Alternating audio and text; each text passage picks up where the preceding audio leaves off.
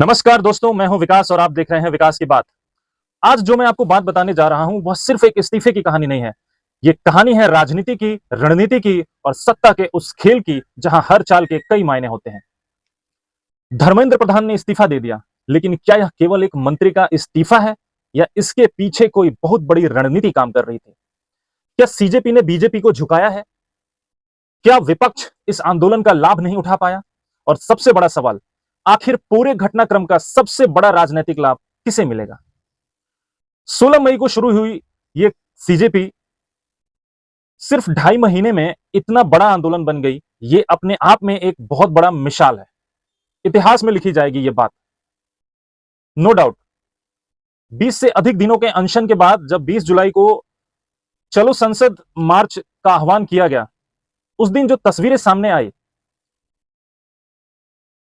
वो तस्वीरें देखने के बाद देश में सरकार के खिलाफ ये जो क्रांति है, ये और बड़ी हो गई। और उसके तुरंत बाद बीजेपी के पूर्व अध्यक्ष जेपी नड्डा का सीजेपी के प्रतिनिधियों के साथ मिलना एक बहुत बड़ी घटना थी और यहीं से पूरी कहानी बदल गई। जिस दिन बीजेपी के जेपी नड्डा ने सीजेपी से मुलाकात की, तो ये ब्रेकिंग न्यूज था। पूरे देश में इसकी चर्चा तेज हो गई। लोग पूछने लगे कि आखिर सरकार इतनी जल्दी बातचीत के लिए तैयार कैसे हो गई? आज तक जो बीजेपी किसी के सामने नहीं झुकी, क्या वो सीजेपी के सामने झुक गई? अपने अपने हिसाब से लोगों ने इस चीज को अलग अलग तरह से रखा। फिर अचानक 25 जुलाई को धर्मेंद्र प्रधान का इस्तीफा हो जाता है। यहां से पूरा नैरेटिव बदल गया। सरकार ने यह दिखाया कि हाँ, हमने अकाउंटेबिलिटी जो है दिखाई, हम अकाउंटेबल हैं। क्योंकि सीजेपी बार बार यही मांग कर रही थी कि एजुकेशन सिस्टम में अकाउंटेबिलिटी होनी चाहिए, और बीजेपी ने धर्मेंद्र प्रधान का इस्तीफा लेकर यह बताने की कोशिश की है कि हाँ, बीजेपी अकाउंटेबल है। आंदोलनकारी लोग जो हैं, यानी जो सीजेपी है, वो इसे अपनी जीत बता रहे हैं, विपक्ष इसे अपनी जीत बता रही है, लेकिन असल मायने में यह जीत जो देश के जेनजी का है।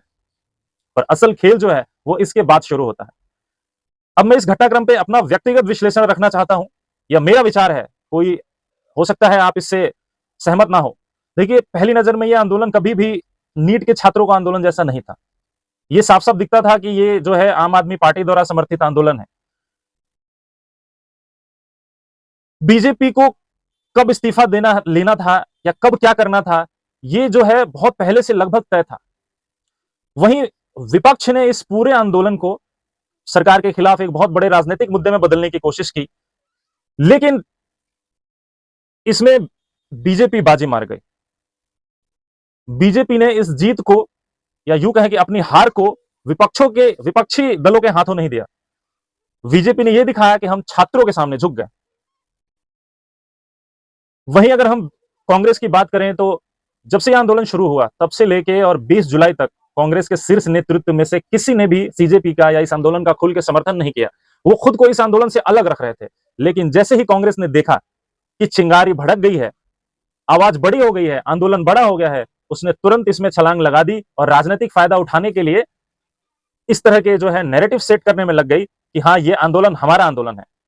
गिरफ्तारियां हुई, राहुल गांधी को भी डिटेन किया गया, प्रियंका गांधी को भी डिटेन किया गया, और इस तरह से एक मैसेज देने की कोशिश की गई कि हाँ, कांग्रेस जो है वो छात्रों के हित में है और छात्रों के लिए इस आंदोलन में साथ है। अखिलेश यादव ने भी सरकार पे हमला बोला था, अन्य विपक्षी नेताओं ने भी आंदोलन का समर्थन किया। देखिए, स्वाभाविक रूप से कोई भी इस तरह का आंदोलन होता है तो विपक्ष जो है उसको राजनीतिक रूप से जो है अपने खेमे में लेने की कोशिश करती है। लेकिन इसी बीच बीजेपी ने ये मास्टर स्ट्रोक कहें या फिर जो भी कहें, ये इस्तीफा लेके पूरा जो मोमेंटम था वो पूरा माहौल बदल दिया।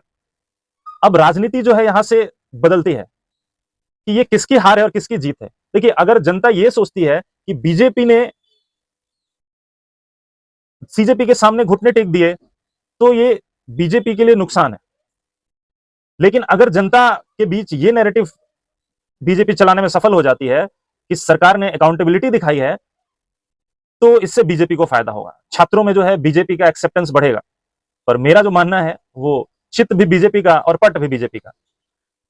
मतलब जनता में चाहे कोई भी नैरेटिव जाए, अगर जनता ये सोचती है कि बीजेपी ने अकाउंटेबिलिटी दिखाई है, तो प्रत्यक्ष रूप से बीजेपी को फायदा होगा। लेकिन अगर जनता ये भी सोचती है कि सीजेपी की जीत हुई है, तो भी अप्रत्यक्ष रूप से बीजेपी की ही जीत है। इसमें बीजेपी को ही फायदा होगा, क्योंकि पिछले कुछ महीनों से बीजेपी किसी ना किसी तरह से ओबीसी और एसटी एसटी वोटर्स को खुश करने में कहें या अपनी ओर आकर्षित करने के लिए पूरे जो है प्रयास में जुटी हुई है। कई तरह के इस तरह के मुहिम चलाए जा रहे हैं। कुछ इवेंट्स पे ऐसा देखने को मिला जहां लोगों को ये साफ-साफ दिखाई दिया है कि हाँ, अब बीजेपी की जो राजनीति है, वो धीरे-धीरे अपना रंग बदल रही है। भरत तिवारी केस में भी बीजेपी का चेहरा बिहार में सभी लोगों ने देखा कि कैसे बीजेपी ने भरत तिवारी के साथ नहीं खड़ी हुई। आज तक भी बीजेपी के शीर्ष नेतृत्व की तरफ से उस मामले में कोई भी टिक्का टिप्पणी नहीं किया गया, कोई भी रिस्पॉन्स नहीं किया गया। जानबूझ के एक माहौल बनाया गया कि जो समाज में जो है सवर्ण वर्सेस एससी एसटी, अगड़ा वर्सेस पिछड़ा जो है वो माहौल जो है बन जाए। अब इस घटना के बाद, इस रेजिग्नेशन के बाद सीजेपी के समर्थक जो है वो कहीं ना कहीं बीजेपी की तरफ अट्रैक्ट होंगे और बीजेपी के इस स्टेप से खुश होंगे और इससे बीजेपी को फायदा होगा। तो बीजेपी ने इस पूरे घटनाक्रम को जो है नुकसान की बजाय अवसर में बदलने की कोशिश की है। अब आगे इस इस्तीफे को यह संदेश देने के लिए ही इस्तेमाल किया जाएगा कि बीजेपी चाहे कितनी भी कठिन निर्णय लेनी पड़े, पीछे नहीं हटती है। अब यह रणनीति कितना सफल होगा, अब यह समय बताएगा। लेकिन अब विपक्ष के सामने क्या चुनौती है? मेरे हिसाब से विपक्ष के सामने एक चुनौती है। राहुल गांधी, अखिलेश यादव और केजरीवाल सहित कई नेताओं ने आंदोलन का समर्थन किया, लेकिन यदि सार्वजनिक धारणाएं यह बताती है या यह बनती है कि इस पूरे घटनाक्रम का श्रेय जो है वो मुख्य रूप से आंदोलन या सरकार की कार्रवाई को मिला, यानी या तो सीजेपी जीती या तो बीजेपी ने अकाउंटेबिलिटी दिखाई, तो विपक्ष जो है इस आंदोलन से कोई भी लाभ नहीं ले पाया। तो इसका निष्कर्ष यह है कि इस पूरे घटनाक्रम ने भारतीय राजनीति में कई नए खड़े सवाल खड़े कर दिए हैं। क्या यह छात्रों की जीत है? क्या यह आंदोलन छात्रों का था? क्या यह सरकार की जवाबदेही है? सरकार ने सही किया या गलत किया? क्या इसके पीछे कोई रणनीति है? अगर है तो किसकी है? सरकार की रणनीति है या विपक्ष की रणनीति है, या आने वाले चुनाव से पहले कुछ नया पक रहा है? इन सवालों के जवाब अभी भविष्य में मिलेंगे, लेकिन एक बात तो तय है, धर्मेंद्र प्रधान का इस्तीफा केवल एक प्रशासनिक फैसला नहीं है, बल्कि एक बड़ा राजनीतिक घटनाक्रम बन चुका है। अब देखना होगा कि आने वाले दिनों में जनता किस नैरेटिव को स्वीकार करती है और किसे राजनीतिक लाभ देती है। आपकी राय क्या है? क्या यह सरकार की रणनीति थी या आंदोलन की ताकत? अपनी राय कमेंट में जरूर लिखिएगा। अगर वीडियो पसंद आया हो तो लाइक कीजिए, शेयर कीजिए और इस पेज को फॉलो कीजिए। बहुत बहुत धन्यवाद। मिलते हैं अगली वीडियो में किसी नए विषय के साथ। नमस्कार।